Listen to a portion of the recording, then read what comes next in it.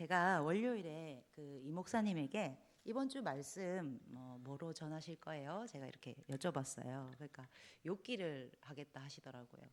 어쩌지? 나도 저번 주에 벌써 욥기로 정했는데 오전 오후에 같은 설교를 제가 같은 메시지로 조금 더 잘 전달할 자신이 없어서 한 이틀은 말씀을 바꿔야 하나 고민을 한참 했습니다. 그러나 하나님께서 주신 말씀이니 또 다른 은혜를 주실 줄 알고 말씀을 전하겠습니다. 네, 오늘 욥기를 통해서 나에게 있어서 하나님이 어떤 분인지, 그리고 내가 하나님을 얼마나 신뢰하면서 삶을 살아가고 있는지에 대해서 다시 한번 생각해 보려고 합니다. 저는 어린 시절부터 하나님께 질문을 참 많이 하는 신앙생활을 했어요. 의심도 많고요. 하나님을 믿고 순종하지만 삶을 살아가고 세상을 바라보는 데 있어서 왜? 라는 질문을 정말 많이 했습니다. 왜 하나님은 인간 말고 다른 생명을 만드셨나요? 그런데 저들이 고통을 받고 있을까요? 왜 악은 그냥 내버려 두시는 거죠? 또 이런 일들을 왜 나만 겪고 힘든 거죠? 또 혹시 제가 벌을 받고 있는 건 아닌가요, 하나님? 또 하나님을 잘 믿었다고 생각했는데 이렇게 고통받으니 내가 하나님을 잘못 알고 있고 또 잘못 믿고 있는 건 아닌가요? 아니면 하나님은 나를 이 세상에 던져놓고 그냥 내 고통을 모르는 척 하시는 분인가요? 질문을 많이 했죠. 이 인생의 많은 질문 속에서 답을 주시지 않을 때는 너무 괴롭기도 하고 또 더군다나 인생의 밑바닥을 경험할 때는 하나님을 궁금해하고 경외하며 묻던 순수한 왜라는 질문이 이제는 반항적인 왜, 도대체 왜? 라는 질문으로 바뀌어 갔습니다. 그래서 저 스스로 하나님은 이런 분이다 단정 짓기도 하고요. 또 하나님이 주신 나의 삶에 대해 결론을 내어버리고 때로는 그 시선으로 타인을 판단하기도 했었습니다. 때론 세상의 논리로 인생의 답을 찾아보기도 하고요. 그렇게 오랜 시간 고난도 받고 또 하나님께 매달리고 공평하신 하나님을 의심도 하면서 신학교로 다시 돌아와서 10년 이상 하나님을 알아가는 공부와 또 사역을 정말 제 수준에서 열심히 해왔습니다. 그래서 저는 이 모든 인생의 질문과 그 과정 속에서 신앙적으로 참 많이 성장했다고 생각합니다. 그런데 여기서요, 어떤 누군가가 저한테 네가 하나님 앞에 그 많은 질문과 공부와 역경의 삶을 살았으니 하나님 이런 분이다. 아주 정확하게 분명하게 말할 수 있겠네. 그러면 내가 처한 이 고난이나 이 상황에 대해서 하나님 뜻이 무엇인지 나한테 조언 좀 해줘. 말 좀 해봐. 나 답답해. 라고 한다면 하나님은 이런 분이고 당신의 상황에서 하나님 뜻은 지금 이런 것입니다. 라고 확신하며 조언할 자신이 저는 없습니다. 물론 여러분, 저는 십자가의 보혈의 능력과 아버지의 그 크신 사랑을 체험했고 십자가 사랑이 모든 것의 답이다 라고 분명하게 말할 수 있습니다. 그리고 저는 저의 개인적인 인생의 질문에 대해서도 많은 답을 얻었고요. 하지만 제가 말씀드리는 것은 누군가의 인생에 대해서 주신 상황에 대해서 너에 대한 하나님 뜻이 이렇다 확신하면서 말하고 또 이 세상의 불의와 부조리에 대해서 하나님 이렇게 보신다. 하나님 바로 이런 분이다. 라고 제가 100% 말할 자격도 자신도 없다는 것입니다. 경험이 많아지고 공부를 하면 할수록 하나님을 좀 더 알아가긴 하지만 타인에 대해서 하나님의 뜻에 대해서 더 확고하게 말하는 것이 조심스럽습니다. 왜냐하면 너무도 크신 창조주 하나님의 뜻을 완전하게 공의로우신 그 하나님의 뜻을 피조물인 제가 아무리 애를 쓴다고 해도 완벽히 이해할 수가 없기 때문입니다. 그러니 더욱 다른 사람의 인생이라면 내가 살아온 경험과 내 신앙으로 판단하고 단정지어서 함부로 조언할 수 없다는 것이죠. 그래서 저는 한 사람을 어떤 부분만 보고 판단하는 것을 삼가려고 노력합니다. 오늘 욥기에서는 욥과 욥의 아내, 욥의 세 친구, 그리고 엘리후가 등장을 하고 사탄과 하나님이 직접 등장하여 말합니다. 욥은 동방에서 가장 큰 부자입니다. 7남 3녀로 다복한 가정이고 재물도 많고 가축도 많습니다. 고대에서 자녀, 땅, 가축 많은 것은 아주 큰 복이죠. 1장 3절을 보면 양이 7천, 낙타 3천, 소가 500겨리, 겨리는 쌍을 말합니다. 암낙이 500마리, 이렇게 7, 3, 5라는 숫자가 나오죠. 이것은 이 수는 완전하다, 풍부하다라는 숫자를 나타냅니다. 그러니 오늘날 돈으로 욥의 재산을 환산한다면 정말 완전하고 완벽한 엄청난 갑부의 모습일 것입니다. 하지만 그는 하나님을 제일로 여기는 자였기 때문에 신앙생활도 부모로서의 모습도 신실하고 경건한 모습을 보여줬습니다. 잔치가 계속된다고 하죠. 풍요로운 삶이 이어지고 있음에도 1장 5절에 보시면 잔치 다음 날 열남매를 불러놓고 한 사람씩 제물을 준비해 번제를 드립니다. 아들 한 명 한 명 하나님 앞에 제사를 드리게 하였습니다. 욥은 가정의 제사장이고 자녀들에게 있어서도 신앙과 믿음의 표본이 되었습니다. 우리가 무엇인가 즐기거나 잔치를 하다 보면 우리 하나님 깜빡하고 잊어버릴 때가 있죠. 하지만 욥은 한 번도 하나님을 잊지 않았습니다. 5절 마지막에 욥의 행위가 항상 이러하였더라 말씀하고 있죠. 이렇게 욥은 하나님이 인정하신 그대로 하나님을 가장 높이고 사랑하는 데서 그 마음이 시종일관 순수했습니다. 하지만 사탄이 하나님과 내기하여 그런 욥을 시험하려 하죠. 사단이 왜 이런 시험을 하고 가진 것을 다 걷어가면 하나님을 욕할 것이라고 확신했을까요? 그런 사람들의 모습을 사탄은 이미 많이 보았던 거죠. 물질적 축복을 주었을 때 하나님을 믿을 만한 이유가 있을 때만 은혜 받고 신앙이 좋아 보였으며 그것을 잃었을 때 하나님을 원망하거나 버리는 인간의 모습을 사탄은 수없이 보았을 것입니다. 물론 여러분 성경에서는 특히 구약에서는 물질적 축복을 큰 복으로 이야기합니다. 하지만 예수님이 오셨던 로마 시대에는 그리스도인이 가난하고 핍박받던 그 시대에는 예수님이 직접 이렇게 말씀하시죠. 가난한 자는 복이 있나니 하나님 나라가 너희 것이며. 그러니 여러분 가난도 부도 어떤 결과값이나 믿음에 대한 보상이 아닙니다. 그것은 하나님이 우리에게 거저 주시는 복이며 선물인 것입니다. 지금도 믿음의 조건이 사회적 안정과 물질적 축복인 그리스도인들이 많을 것입니다. 하지만 이것은 하나님을 바로 알지 못하는 신앙이며 성숙하지 못한 신앙입니다. 여러분 우리가 모든 걸 잃고 고통받는 삶을 살게 된다면 그래도 하나님을 신뢰하실 수 있겠습니까? 욥기는 계속해서 우리에게 이런 질문들을 던집니다. 어쨌든 모든 소유, 자녀까지 잃었음에도 욥은 하나님을 원망하지 않습니다. 그래서 사탄이 이번에는 그의 몸을 치게 되었습니다. 모든 것을 잃고 육체가 다 썩어지는 고통을 받고 있는 상황에서 하나님을 욕하고 죽어버리라는 아내의 저주에도 욥은 입술로 범죄하지 않고 있다고 말합니다. 우리가 몸이 너무 약해지면 마음도 약해지지 않습니까? 그래도 욥은 거기서 우리가 복을 받았은즉 화도 받지 아니하겠느냐라는 흔들리지 않는 믿음을 보여주고 있습니다. 자, 여러분 여기까지 보았을 때 욥이 잘못을 하여서 큰 잘못을 하여 고난 받았나요? 아니죠. 우리가 아니라는 것을 하나님 말씀과 이 성경 스토리를 통해서 이미 판단할 수 있고 알 수 있습니다. 하지만 욥은 아주 의로운 자다 하신 하나님 말씀을 우리가 몰랐다면 지금 욥의 상황만을 우리가 봤다면 욥의 모습을 어떻게 판단하시겠습니까? 즉 다시 말하면 믿음의 동료가 또 가족이 최악의 상황을 겪고 있을 때 여러분은 어떤 조언, 어떤 시선으로 그를 바라보았냐는 것입니다. 여기서 욥의 세 친구들을 한번 보죠. 엘리바스, 빌닷, 소발. 세 친구는 욥을 위로하려고 나타납니다. PPT 좀 열어주시겠습니까? 네. 세 친구는 분명 처음에는 욥을 위로하려고 하였습니다. 말씀을 보시면 소리내어서 함께 울었고 그의 극심한 고통을 보니 차마 입이 떨어지지 않을 만큼 아무 말도 할 수가 없었습니다. 하지만 욥을 보다 보니 왜? 라는 질문을 하였을 거고 자신도 모르게 욥의 인생을 판단하고 자신이 알고 있는 하나님을 기준으로 욥을 비판하기 시작했습니다. 하나님은 공의로우신 분이야. 결코 실수가 없으신 분이야.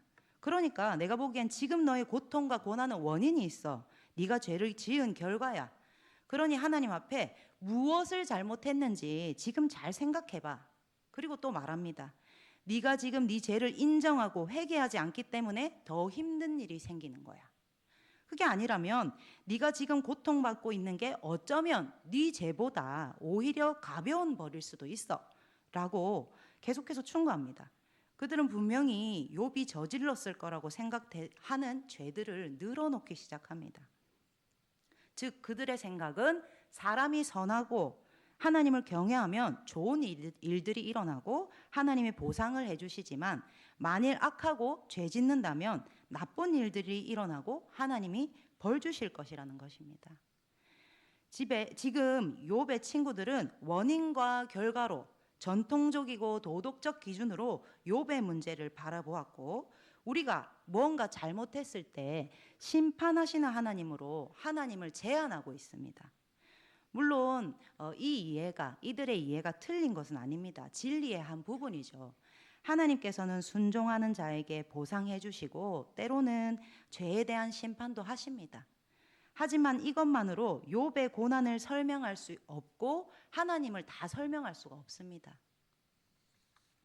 욥은 계속 고통받고 비난받다 자신이 태어나지 말아야 된다고 한탄하고 슬퍼합니다. 그럼에도 친구들과의 대화를 주고받으면서 자신의 결백을 일관되게 주장합니다. 욥은 자신이 잘못한 것이 없다고 생각하고 있습니다. 맞죠? 욥이 잘못한 것이 없는지 우리가 알고 있습니다. 그러니 욥이 억울한 겁니다. 억울하여서 이제는 하나님이 공의롭지 못하다고 따지고 있습니다. 내가 죄가 없는데 내가 고통받으니 그럼 하나님이 공평하지 못한 분이시죠 하고 이제 따지는 거죠. 이런 논리를 가지고 하나님을 바라보고 있습니다. 사실 욥은 지금 감정적으로 굉장히 괴롭고 혼란스럽습니다. 하나님이 의로우시다고 생각했지만 이제는 그것을 의심하게 되었습니다. 하나님이 자신을 괴롭히는 분이고 심지어 그분이 불의하다고까지 말하고 있죠. 하지만 이런 생각을 하면서도 욥이 두려웠습니다. 하나님이 정말 의로우시다고 바라고 믿고 싶었기 때문이죠. 저는 이런 욥의 요동치고 혼란스러운 마음, 이러지도 저러지도 못하는 마음이 정말 잘 이해가 됩니다. 우리가 인생에서 고통을 겪을 때는 내가 무엇을 잘못했나, 죄를 지었나 이런 생각이 들기도 하고 또 아무리 생각해도 고난에 대한 이유를 모를 때는 하나님을 원망하고 의심하기도 했기 때문입니다. 어쨌든 욥은 이렇게 괴로워하며 두서없는 말들을 하다 하나님께 직접 나타나서 설명해 주시라고 요구를 합니다. PPT 다시 열어주시겠습니까? 그리고 이때 뜻밖의 사람이 또 등장합니다. 누군가요? 엘리후입니다. 그도 역시 하나님께서는 공의로우시며 언제나 우주를 공의로 다스리신다고 주장을 합니다. 그런데 그는 좀 더 나아가서 선한 사람들이 고난받는 이유에 대해 더욱 성숙하고 정교한 이야기를 합니다. 우리의 고난은 단지 과거의 죄를 벌하기 위해서가 아니라 우리가 미래의 죄를 짓지 않도록 하는 경고일 수가 있고 또 고난을 통해서 하나님이 우리의 성품을 빚으시고 신앙적으로 더욱 성장하게 하시는 교훈을 주는 과정이라고 말이죠. 이 말도 맞죠. 엘리후의 말도 맞습니다. 우리의 고난은 인생의 교훈을 주고 신앙을 성숙하게 하여 줍니다. 하지만 그것으로 우리의 고난도 하나님의 뜻이 무엇인지도 모두 다 설명이 되지 않습니다.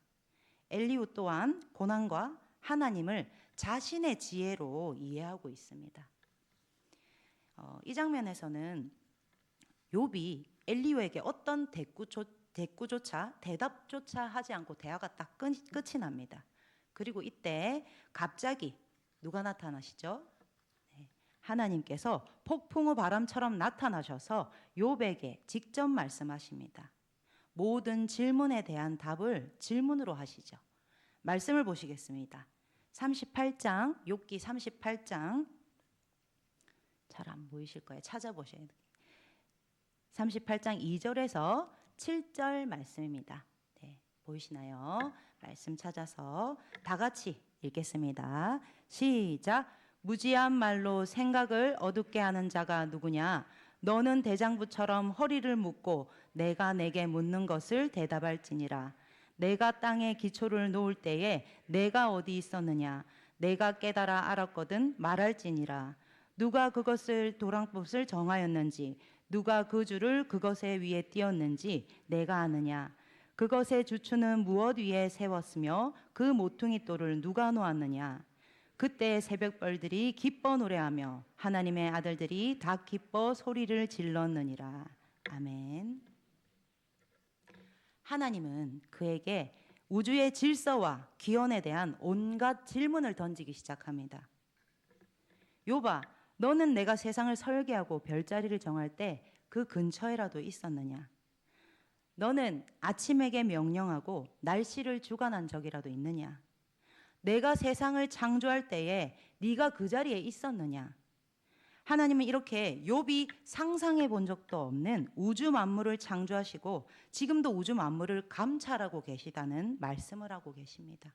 이것이 하나님의 대답입니다.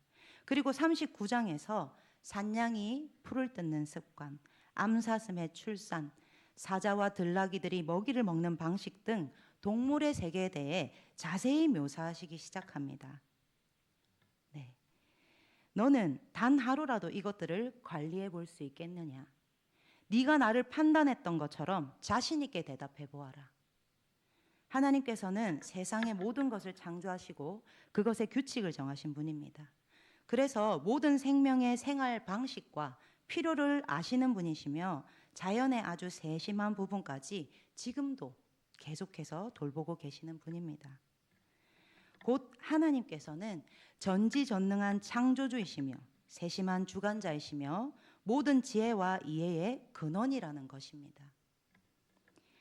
욥과 친구들, 엘리후 모두 하나님이 공의로 세상을 다스린다는 모습이 어떤 것인지 자신의 생각으로, 자신의 지혜로 이해하고 판단하려 하였습니다.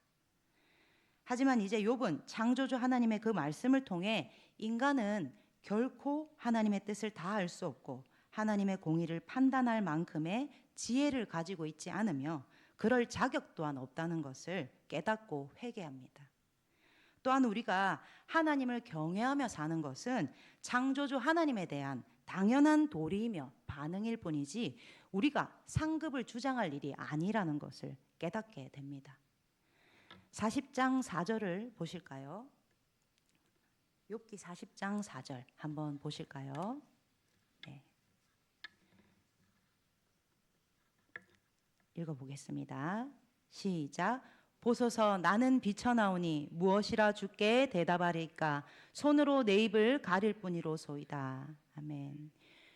욥은 세상의 주권자이신 하나님 앞에서 자신의 고난을 따지며 하나님의 옳고 그름을 따지던 그 입을 막고 이제 하나님 앞에 엎드려 겸손히 눈물을 흘릴 수밖에 없었습니다. 욥은 마침내 그동안 하나님에 대해 언급한 자신의 모든 말을 취소하고 티끌과 재 가운데 앉아 자신의 무지와 교만을 회개했습니다. 하나님이 욥에게 하신 모든 질문들은 한낱 피조물에 불과한 자신의 존재를 똑똑히 보게 만들었던 것입니다. 여러분, 욥기에서 하나님은 선한 사람이 왜 고통받는지에 대한 명쾌한 대답을 주시지 않습니다. 다만 우리가 고난에 부딪혔을 때 부조리한 일을 겪을 때에 그 이유를 알아내려고 애쓰기보다 전능자이신 하나님 앞에서 나의 한계와 나의 무력감을 인정하고 하나님의 성품과 지혜를 신뢰하라고 요구하고 계십니다. 세상은 여전히 공평하지 못하고 우리의 고난은 계속될 수 있습니다. 우리는 자신이 통제할 수 없는 삶을 살 때, 앞이 보이지 않을 때 인간은 굉장히 불안하고 두렵습니다. 그럼에도 불구하고 하나님은 언제나 공의로우시고 신실하십니다. 그런 하나님 앞에서 나의 고통, 나의 연약함, 한계를 인정하고 그분을 신뢰하며 나아갈 때에 비로소 하나님께서 욥을 회복시키신 것처럼 나에게 더 큰 축복과 은혜를 허락하시고 지금보다 더 가까이 나와 함께 동행하여 주실 것입니다. 그리고 여러분이 겪는 어려움에 대해서는 이거 하나만을 기억하십시오. 우리가 하나님의 뜻을 다 이해할 수 없을지라도 하나님께서는 아들을 내어주실 만큼 죽기까지 나를 사랑하시는 분입니다. 그러니 그분이 어떤 상황을 허락하셔도 어떤 고난을 허락하셨어도 그것은 나를 향한 큰 사랑과 계획이라는 것을 믿으며 우리는 그분을 신뢰하며 나아갈 수 있습니다. 네, 봄이 오고 있습니다, 여러분. 자연을 한번 가만히 들여다보십시오. 작은 생명 하나만을 관찰해도 그것이 얼마나 규칙적이고 자연스럽고 아름답고 그 자체로 독특하고 사랑스러운지요. 작은 꽃 하나에도 하나님의 크신 권능과 사랑을 우리는 느낄 수가 있습니다. 하나님의 그 크신 권능과 사랑을 날마다 느끼며 하나님 앞에 겸손히 나아가는 성도님들 되시기를 주의 이름으로 간절히 바랍니다. 네, 기도하시겠습니다. 전능하신 하나님, 우주의 강대함과 자연의 신비 속에서 주님의 창조와 통치의 위대함을 바라봅니다. 욥기에서 말씀하신 대로 하늘과 땅, 빛과 어둠, 우주의 모든 질서까지 주님의 권능 아래 있음을 저희가 고백합니다. 주님의 그 놀라운 질서와 그 지혜와 권능 아래 저희는 날마다 겸손한 자세로 나아가겠습니다. 저희가 살아온 삶과 타인의 삶을 우리의 어리석은 생각대로 판단하지 않게 하시고 우리의 모든 삶의 영역에서 오직 주님만을 신뢰하고 따르게 하시옵소서. 우리의 모든 삶 영역에서 주님을 의지하며 우리의 인생이 어려움과 고통 속에 있을지라도 주님의 지혜와 사랑이 저희를 강력하게 인도하여 주시고 계심을 굳게 믿습니다. 주님의 위대하심을 찬양합니다. 주의 뜻대로 살아가는 저희들 되게 하시옵소서. 감사드리며 예수님의 이름으로 기도합니다. 아멘. 찬송가